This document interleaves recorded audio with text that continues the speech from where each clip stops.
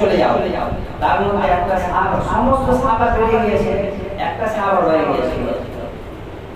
কারণ নবীজির পিছনে একটা জুমা করে তারপরে সে রওনা হবে। সে নামাজ শেষে রাসূলুল্লাহ নামাজ শেষ হয়নি, রাসূলুল্লাহ সাল্লাল্লাহু আলাইহি ওয়াসাল্লাম তাকে জিজ্ঞাসা করছে, এ সাহাবা তুমি যাওনি কেন? ইয়া রাসূলুল্লাহ, আপনার যে বিচ্ছেদ, এই বিচ্ছেদকে আমি ছাড়তে পারবো না। নবীজির সাথে সাহাবাদের মহব্বতের জোরটা কতটা দেখবেন। ফেব্রিকের আঠা দিয়ে ছাড়ানো মুশকিল, তো শেষটা তবু একটু ছেড়ে দেওয়া যাবে, কিন্তু নবীর মহব্বত ছাড়ানো মুশকিল না। সাহাবা রাদিয়াল্লাহু আনহু বলছে, ইয়া রাসূলুল্লাহ, আপনার সাথে বিচ্ছেদ হবে, আমি এই বিচ্ছেদ তো সহ্য করতে পারবো না। কিছু না হোক আপনার কাছে, আপনার পিছনে একটা বার জুমার নামাজ আদায় করে তারপরে আমি রওনা হব। সঙ্গে সঙ্গে আল্লাহ নবী হুকুম দিচ্ছে, তুমি বড় ভুল করেছো, তুমি বড় ভুল করেছো। ভুলটা কি? বলছে যে সাহাবারা এতক্ষণ যতদূর পর্যন্ত চলে গিয়েছে, তুমি যদি আমার পিছনে সারা বছর পর্যন্ত যদি তুমি আমার পিছনে নামাজ পড়ো, একাকে আল্লাহ তাআলার ইবাদত করো, তবু তোমার এই ইবাদতটা তারা যে সবর করেছে, তাদের সবরের যে পায়ের ধুলো, তাই পায়ের ধুলো পর্যন্ত তোমার এই সব হবে না। আল্লাহর রাস্তায় বাড়ানো এটা কোনো ছোটখাটো মামুলি কাজ না, প্রচুর বড় কোরবানি। সাহাবারা বানিয়েছে, বিবিকে বেওয়া করে দিয়েছে, সন্তানদেরকে এতিম করে দিয়েছে। হযরত হামজা রাদিয়াল্লাহু আনহু শুধুমাত্র বিবাহ করেছিল একদিন হয়েছে, বিবির সাথে রাত্রে মেলামেশা করেছে। সকালবেলা উঠে তিনি কিছু টাকা পয়সা নিয়ে বাজারে গিয়েছে, নতুন বিবাহ করেছি, জিনিসপত্র রাখলে সংসার গুছাতে হবে। বাজারে গিয়ে হঠাৎ একটা এলান আসলো, ইয়া হামজালা, চলো তাড়াতাড়ি চলো, অমুক জায়গায় যুদ্ধ হচ্ছে। আল্লাহ নবী কিন্তু হুকুম করেনি, এটা সাহাবা এসে বলছে। হামজা রাদিয়াল্লাহু আনহু কি করলো? তখন ওই টাকা দিয়ে সংসারের জিনিসপত্র না কিনে একটা ধারালো তলোয়ার কিনে আর চাদরটা মুখে মুড়ি দিয়ে ঘোড়া মুখে ছুটে এসে যুদ্ধের ময়দানে চলে গেল। যুদ্ধের ময়দানে গিয়ে হামজা রাদিয়াল্লাহু আনহু কাফেরদেরকে কচুকাটা করতে লাগলো। হামজা রাদিয়াল্লাহু আনহু ভেবেছিল রাসূলুল্লাহ সাল্লাল্লাহু আলাইহি ওয়াসাল্লাম আমাকে চিনতে পারবে না, মুখে চাদর জড়িয়ে কাফেরদের সাথে যুদ্ধ করতে লাগলো। ঠিক এক পর্যায়ে হামজা রাদিয়াল্লাহু আনহু ওই কাফেরদের তরবারে শহীদ হয়ে গেল। হামজা রাদিয়াল্লাহু আনহু তিনি বাড়িতে অপেক্ষায়, আমার স্বামী গেল বাজারে জিনিসপত্র আনতে, এখনো ফিরছে না। তার কারণ তদন্ত লাগাতে লাগলো। এক সাহাবা বলল, তোমার স্বামী তো যুদ্ধে গিয়েছিল, যুদ্ধে গিয়ে হামজা রাদিয়াল্লাহু আনহুর বডিটা তন্ন তন্ন করে খুঁজতে লাগলো, কোথাও পেল না। আল্লাহ নবী বড়ই চিন্তায় পড়ে গেল। হামজা রাদিয়াল্লাহু আনহু স্ত্রী আল্লাহ নবীর কাছে এসে, ইয়া রাসূলুল্লাহ, আমার স্বামী তো অমুক জায়গায় যুদ্ধে গিয়েছিল, তাহলে আমার স্বামীর লাশটা কোথায়, আমার স্বামীর বডিটা কোথায়? যখন অনেক চিন্তায় চিন্তিত পড়ে গেল, তখন আল্লাহ তাআলার তরফ থেকে ফেরেশতা এসে বলছে, ইয়া রাসূলুল্লাহ, আপনার হানজালা অন্য কোথাও নেই, আপনার হানজালা এখন আল্লাহ তাআলার কাছে আছে, তাকে আমার ফেরেশতারা গোসল দিচ্ছে। তারা কেমন কুরবানি করেছিল, তাদের গোসলটা আল্লাহ তাআলার কাছে ফেরেশতারা দিয়ে দিচ্ছে। সংসার করতে জিনিসপত্র কেনার জন্য সে বাজারে গিয়েছিল, সে জায়গায় গিয়ে সে তরোয়াল কিনে ঘরে যাচ্ছে, যুদ্ধের ময়দানে যাচ্ছে। আর যদি আমাদেরকে বলে যে চলো না আমরা রাস্তায় একটুখানি চলো, আমরা নানান ধরনের ঝামেলা, নানান ধরনের বাহানা দেখায়, আমার অমুক কাজ আছে, অমুক কাজ আছে। সবে বিয়ে করে একটা মানে দিনও কাল করে, কত বড় কুরবানি। হযরত ঈসা আলাইহিস সালামের জামানায় এর একটা ঘটনা, বাদশা ইউসুফ নওয়াজ বলে একজন ছিল, তিনি ইসলাম ধর্ম গ্রহণ করেননি, তিনি ছিল কাফের। আর তামিম বিন আব্দুল্লাহ বলে একটা বাচ্চা ছিল, অতি তীক্ষ্ণ বেরেনের বাচ্চা। বাদশা ইউসুফ নওয়াজ কাছে একটা বাচ্চাদের কাছে যেরকম মন্ত্রী থাকতো, সেই মন্ত্রীটা এখন জাদুটোনা এইসবের সঙ্গে মাহির ছিল। বা মন্ত্রীটা বলছেন যে বাদশা আমি তো চলে যাবো, আমার বয়স হয়ে এসছে, আমাকে আমার 3 নম্বরের বাচ্চা পেয়ে দাও যাতে আমি আমার এই জ্ঞানগুলো তাকে শিখিয়ে দিয়ে চলে যেতে পারি। যেমন ভাবে রাসূলুল্লাহ সাল্লাল্লাহু আলাইহি সাল্লাম এই জ্ঞানটাকে দুনিয়াতে আমাদের কাছে রেখে দিয়ে গেছে, সেই ব্যক্তিটা চাচ্ছিল আমার এই খারাপ জ্ঞানটা আমি ওই দুনিয়াতে রেখে যেতে চাই, আমি চলে যাবো কিন্তু আমার এই জ্ঞানটা যাতে থাকে। খোঁজা খোঁজা তামিম বিন আব্দুল্লাহকে খোঁজা হলো। তামিম বিন আব্দুল্লাহকে আস্তে আস্তে ওই বেধর্মী জ্ঞান আস্তে আস্তে তাকে শেখাতে লাগলো। তামিম বিন আব্দুল্লাহ বাচ্চা মতো ছিল, যখন রাস্তায় যেত, যখন যেতে যেতে একদিন এখন তার চোখে পড়লো একটা ঝোপড়ি মতো ঘর। বাচ্চাদের মন রাস্তায় যাওয়ার সময় জীবনে কাদায় সে ঝোপড়ি মতো ঘরের ভিতরে প্রবেশ করলো। প্রবেশ করার পরে দেখছে একটা বৃদ্ধ মানুষ সে কি জানে একটা করছে।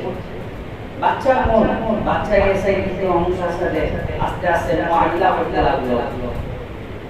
আস্তে আস্তে সেই প্রতিদিন যখন সে রাস্তায় দিয়ে যেত, আস্তে আস্তে বৃদ্ধ ব্যক্তিটার সাথে দেখা করতে করতে তার সাথে একটা গাঢ় সম্পর্ক হয়ে যায়।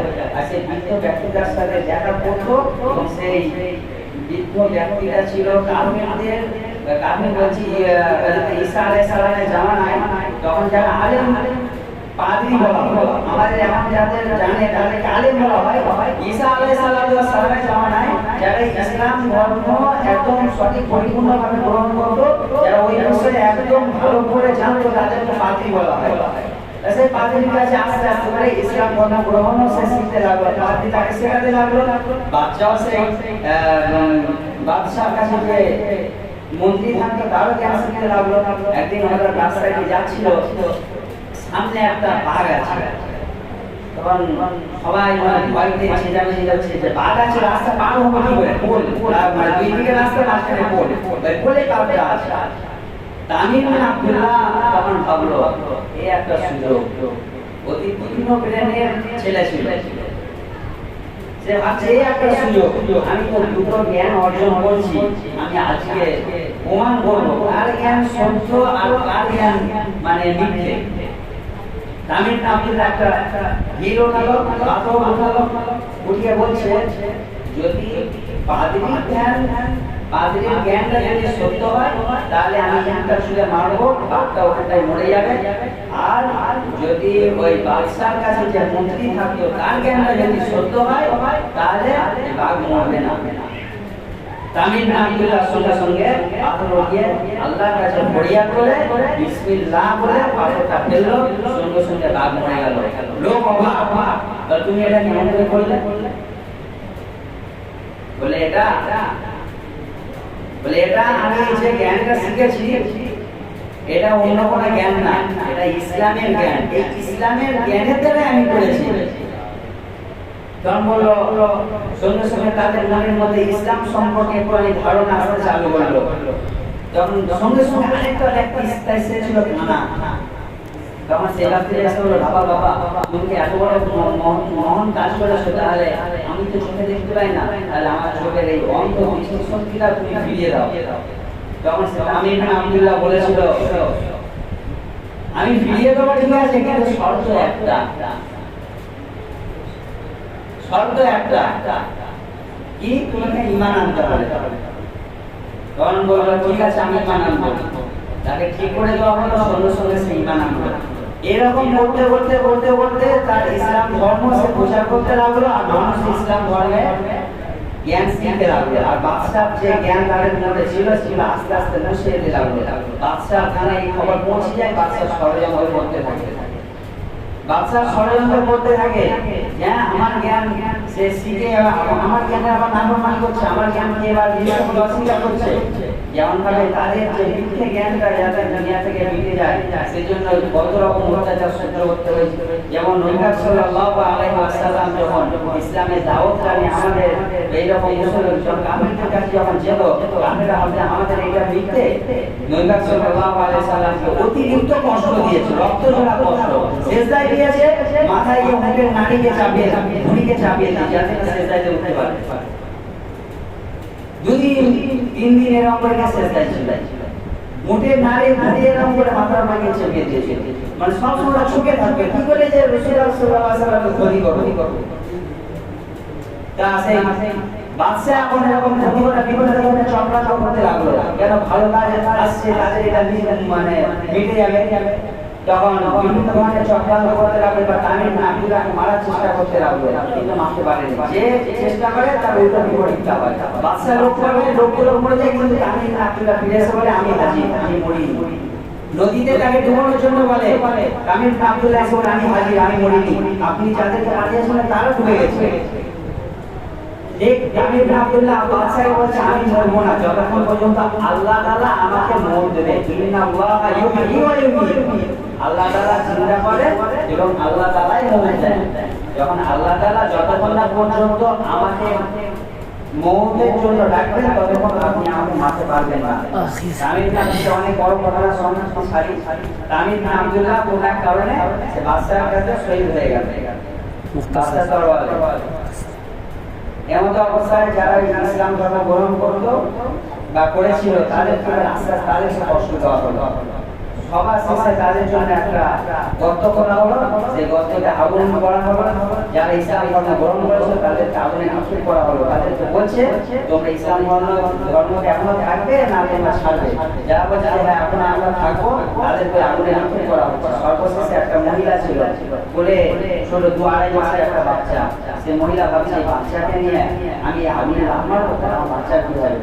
সঙ্গে সঙ্গে সেই বাচ্চার মুখ থেকে আওয়াজ আসছে মা তুমি বাচ্চার কথা চিন্তা করো না, তুমি যে ধর্মটা গ্রহণ করেছো এটা সত্য ধর্ম, এটা সঠিক, তুমি আমাকে নিয়ে আগুনে লাফ মারো।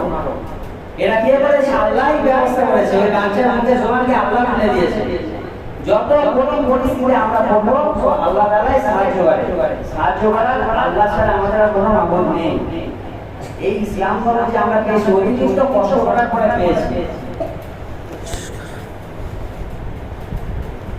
আল্লাহ রাব্বুল আলামিন আমাদেরকে এখনো পর্যন্ত যে টিকিয়ে রেখেছে আল্লাহ তাআলার কাছে লাখ লাখ শুকরিয়া। আল্লাহ তাআলা নাফরমানি না করে এখনো আমাদের হাতে সময় আছে। আল্লাহ তাআলার কাছে ফিরে আসি, আস্তে আস্তে আল্লাহ তাআলার হুকুম আহকামগুলো জানতে চালু করি। আল্লাহ তাআলার কাছে কি কাজ করলে কোন কাজ করলে আল্লাহ তাআলার কাছে প্রিয় মানুষ হবো সেই কাজগুলো আমরা আস্তে আস্তে যারা জানে তাদের কাছ থেকে শেখার মানে আমরা অগ্রসর হয়ে তাদের কাছে যাতে শিখতে পারি। আমাদের কাছে জামাত আসছে এবং আপনাদের এখানে জোরের ব্যবস্থা আছে, যে মাঝে মাঝে একটা জোর আছে, জোরে আপনারা শরীর করার চেষ্টা করবেন।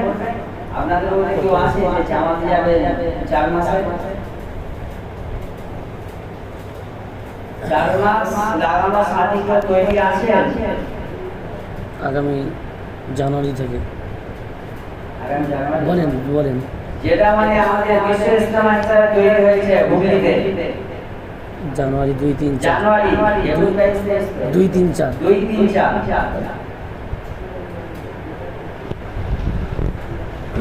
এটা অন্য কোনো কাজ না, এটা আল্লাহ তাআলার কাজ। আমাদের কাছে এই ইসলামটা আমাদেরকে আমানত স্বরূপ রেখে গিয়েছে।